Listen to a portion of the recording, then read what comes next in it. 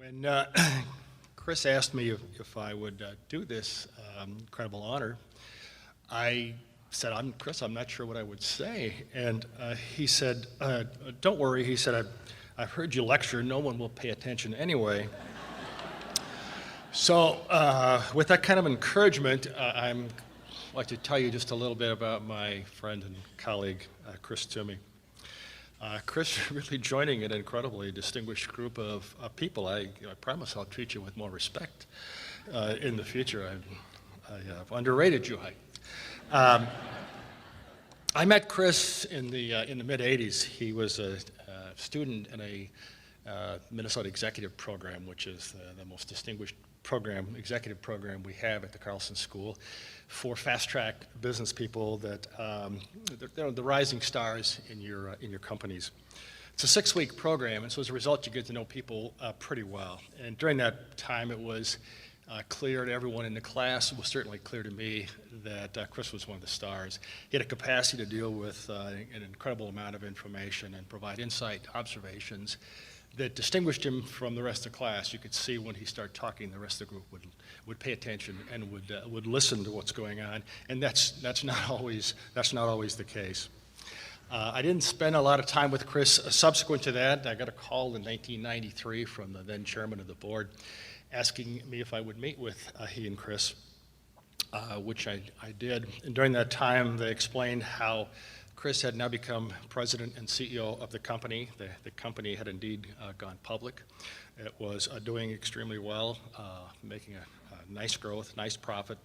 I was impressed. I agreed to stand for election to the board. I did. 18 years later, I'm still on the board, and I'm awfully disappointed. Chris is retired, and it's incredibly gratifying as a professor to see your students go on and do extremely well.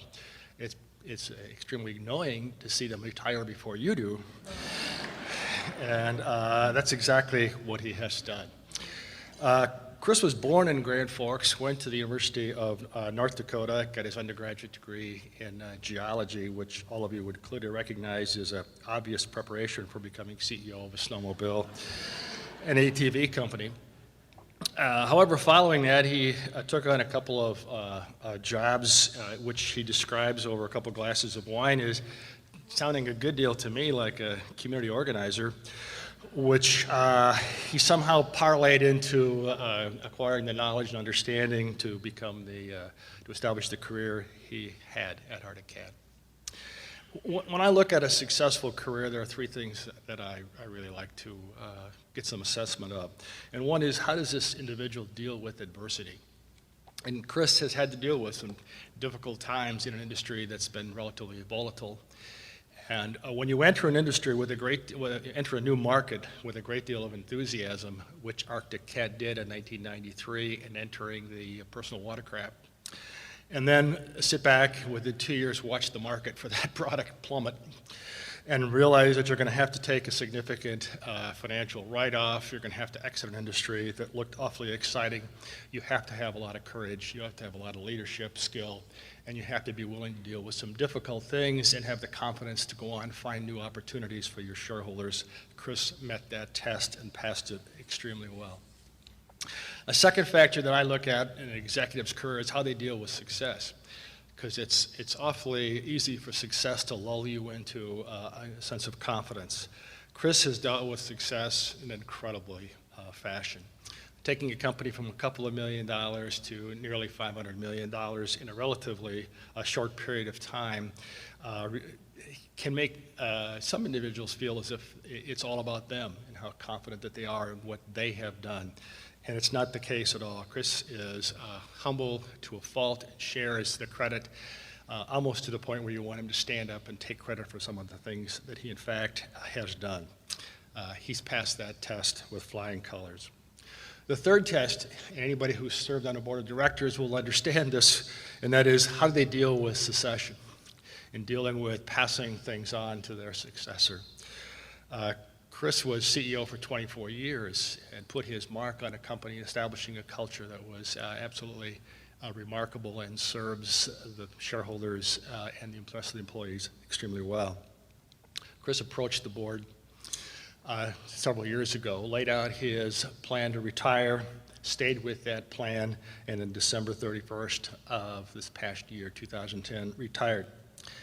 At the same time, he has supported his replacement, Claude Jordan, and provided enthusiasm, direction, guidance, and support that makes us very comfortable that that's going to be a very successful transition.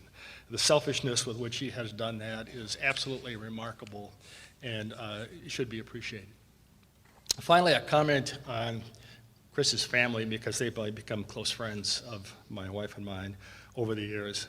Chris's love and regard for his family is really an example for the entire Arctic Cat executive team, many of whom are here and would attest to that. His love for and his marvelous relationship with his wife Darla and his children Jeff and Cammie, 4 grandkids, is really truly remarkable and one we all strive for. Personally, however, I was found it kind of annoying that in their 30th wedding anniversary, he gave 30 consecutive days of presents to Darla to celebrate their 30th anniversary. I found it to be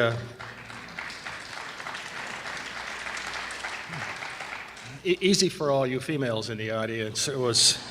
It took some incredible explaining on the part of some of us to try to get out of, explain away why we hadn't thought of such a thoughtful thing to do and how inconsiderate we were in fact.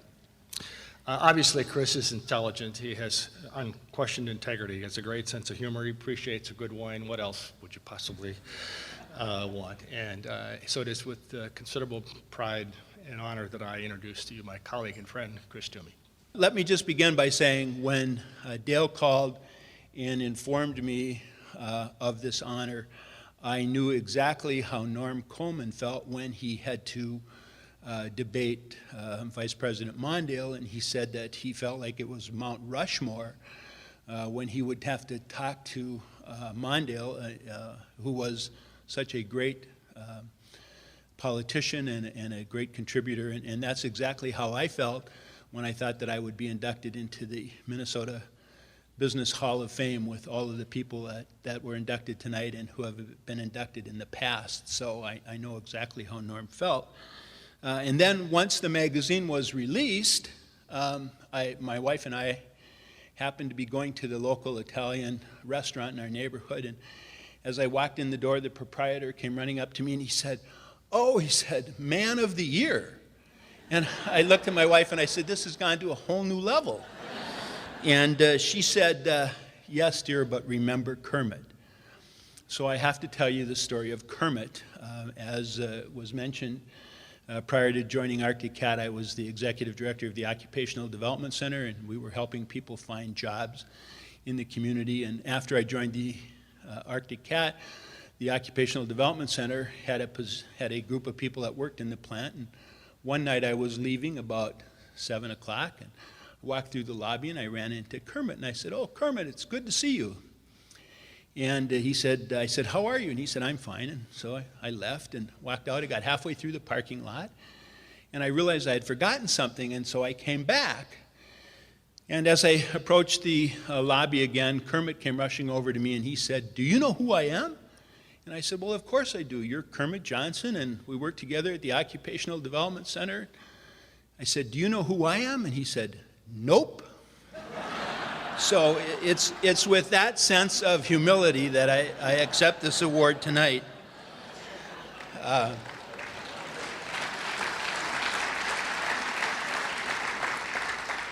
Obviously, I wouldn't be here if it weren't for a absolutely fantastic support team. As you can tell from the pictures, my family has been a very big part of the support that I've had over the years. My wife Darla, who has raised our family, who has supported me in every endeavor and kept me humble with the Kermit story whenever it was necessary, and also agreed to share our love with someone else as soon as she realized that someone else was Arctic Cat. She was willing to at least share that. So she has supported me over the last 27 years, and I couldn't have been here tonight without her. Our son, obviously my children, my 2 children, and were very supportive of everything I've done and of me. And My son Jeff is here with me tonight. And of course, I've always believed that he will do absolutely better in life than I have ever done. But I know that he will have one significant challenge, and that will be in getting his family as excited about potatoes and cheese at Crystal Foods compared to what I had to do about getting him excited about snowmobiles and ATVs. There'll be no comparison. Obviously, the executive team that we've had at Arctic Cat over the 27 years has been phenomenal. When the entire country was worried about ethics and honesty and integrity, that was never an issue. We never talked about it. We never thought about it. This is a group of individuals who were driven. As we said before, I came from a small business where an executive director or a CEO had to do everything.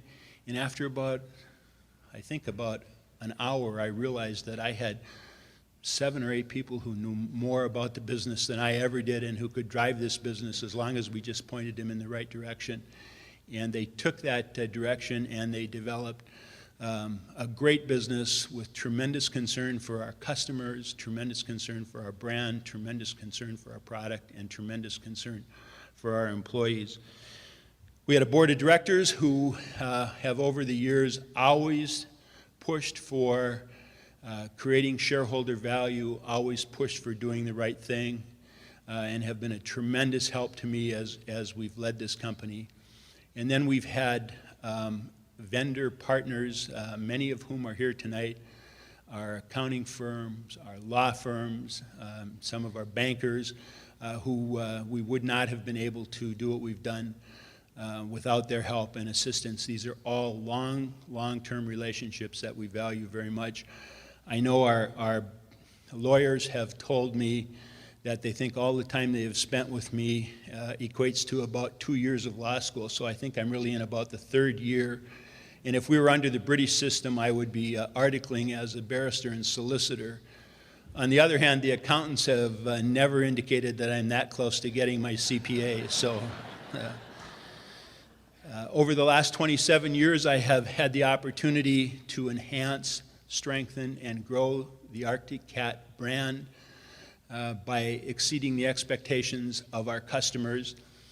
And so when I retired, I was able to send a quick note to our employees in which I said that over the last 27 years, I have never had a day when I wasn't excited about going to work and meeting the challenges and opportunities that we had in front of us, because I knew I had a great team to work with. The team that Ken has identified, Claude Jordan and his new team, are going to take this company to levels clearly that I could have never accomplished, and I really look forward to their doing that. So tonight I am deeply honored to be selected to enter the Hall of Fame with this tremendous group of people tonight and all those who have gone before me. And I truly share that honor with all of those who have helped and supported me over the last number of years. Thank you all very much. Hi, I'm Dale Kirshner, Editor-in-Chief of Twin Cities Business Magazine, and with me tonight is Chris Twomey.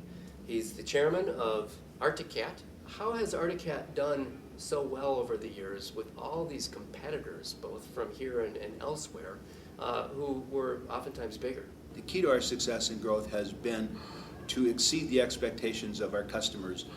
The snowmobile customers are really mostly repeat buyers, and it's been that way for 20, 25 years. So you have to give them something that encourages them to come back and buy. If somebody buys a snowmobile today, they can last 10 years or more easily.